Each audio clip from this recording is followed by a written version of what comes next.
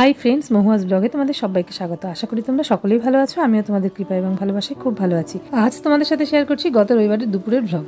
রবিবার কাজের চাপ থাকে বেশি, তাই সকাল সকাল রান্নাঘরে ঢুকতে হয়। আর রান্নাঘরে ঢুকে প্রথমে বসিয়ে দিলাম ভাত। আর ভাত হওয়ার সঙ্গে সঙ্গে আমি এদিকে তৈরি করে নিলাম আলুর পকোড়া। কারণ অন্যান্য দিন আলু কিন্তু ভাজা খাওয়াই হয়, তা আজকে ভাবলাম একটু অন্যরকম কিছু করি। এদিকে ঘরে একটা বেগুন পড়েছিল, একদম ছোট্ট বেগুন, সেটা দিয়ে কি করে ভেবে পাচ্ছিলাম না, তাই সেটা দিয়েও একটু বেগুনি বানিয়ে নিলাম বেসনে ডুবিয়ে। তারপর উচ্ছে ছিল দুটো, সেই উচ্ছেগুলোকেও ভাজা করে নিলাম। এগুলো হচ্ছে সপ্তাহ শেষে বেঁচে যাওয়া সবজি, যেগুলো দিয়ে অন্য কোনো তরকারি করা যায় না ভাজা ছাড়া। আর আমার হাজবেন্ড খেতে ভালোবাসে ভীষণ শাপলা, তাই শাপলাও এনেছে বাজার থেকে। আমি সেটাও মোটামুটি কেটে আর একটু নুন দিয়ে হলুদ দিয়ে মাখিয়ে রেখেছি যাতে জলটা ছেড়ে যায়। তারপর আমি সর্ষে এবং কাঁচা লঙ্কা ফোড়ন দিয়ে এটাকে রান্না করব।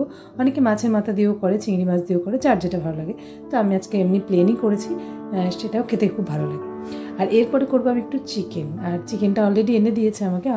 চিকেনটাকে আমি অলরেডি ধুয়ে নিয়েছি খুব ভালোভাবে, জলও ঝরিয়ে নিয়েছি। তারপরে নুন, হলুদ, সর্ষের তেল আর একটু ভিনিগার দিয়ে আমি এটাকে ম্যারিনেট করে রাখবো 10 থেকে 15 মিনিট। তারপর কিন্তু আমি মশলাটাকে যতক্ষণ এটা ম্যারিনেট হবে ততক্ষণ আমি মশলাটাকে একটু করে নিই। অর্থাৎ আদা, পেঁয়াজ, রসুন আর সামান্য জিরে। আমি নর্মালি জিরে খুব একটা দিই না মাংসে, তবু আজকে একটু দিয়েছি। তো জিরে আর লঙ্কা সবগুলো একসাথে দিয়ে আমি এটা পেস্ট করে রাখবো মিক্সিতে। তারপর এই মশলার সাথে মাংসটার সাথে রান্না করবো। তা দেখো অলরেডি আমি মশলাটা পেস্ট করা হয়ে গেছে, ওদিকে মাংসটা ম্যারিনেট হয়ে গেছে। এবার আমি আলুগুলোকে একটু ভেজে নিই, আলুগুলোকে একটু লাল লাল করে ভেজে নিলাম। আর তার ভিতরে দিয়ে দিলাম একটু নুন, হলুদ। আলুগুলো লাল লাল করে ভেজে নিয়ে তারপর একটা পাত্রে তুলে নিলাম। আর তারপর যতটা তেল অবশিষ্ট ছিল সেই তেলের মধ্যেই কিন্তু আমি একটু পেঁয়াজ দিয়ে দেবো। পেঁয়াজটাকে ভেজে বেরেস্তার মতো করে রেখে দেবো। অর্থাৎ পেঁয়াজ বেরেস্তা আমি লাস্ট ব্যবহার করবো, একদম রান্না শেষে। বেরেস্তা করে নেওয়ার পর আমি আরও একটু তেল দিয়ে দেবো কড়াইতে। তারপরে আমি গরম মশলা, তেজপাতা ফোড়ন দিয়ে আমি পেস্ট করে রাখা মশলাটা দিয়ে দেবো। তারপর মশলাটা বেশ খানিকটা কষে যাওয়ার পর আমি এখানে চিকেনটাকেও দিয়ে দেবো। তারপর চিকেনের সাথে খুব ভালোভাবে কষিয়ে নেবো, সঙ্গে আলুগুলোকেও দিয়ে দিয়েছি। আর আলুগুলোকে দিয়ে একবারে কষিয়ে নিয়ে তারপর একটু গরম জল, অর্থাৎ উষ্ণ গরম জল ঢেলে দিয়েছি। তাতে কি হবে, মাংসটা বেশ নরম থাকবে এবং তাড়াতাড়ি সিদ্ধও হয়ে যাবে। আর চটজলদি রান্না করার জন্য গরম জলটা খুবই দরকারি। আর নামানোর আগে দিয়ে দেবো এই পেঁয়াজ বেরেস্তা। যাই হোক, সমস্ত কিছু রান্নাবান্না হয়ে যাওয়ার পর আমি রান্নাঘরে টুকটাক কিছু কাজ করে নিই। তারপর চলে আসলাম দুপুরে খাওয়া দাওয়া করতে। অর্থাৎ আমার যেহেতু স্নান করা হয়ে গেছিলো আগে থাকতে, কারণ আগেই আমি সব কাজ সেরে স্নান করে তারপর রান্নাঘরে ঢুকেছিলাম। তা এখন শুধু খাওয়া দাওয়ার পালা।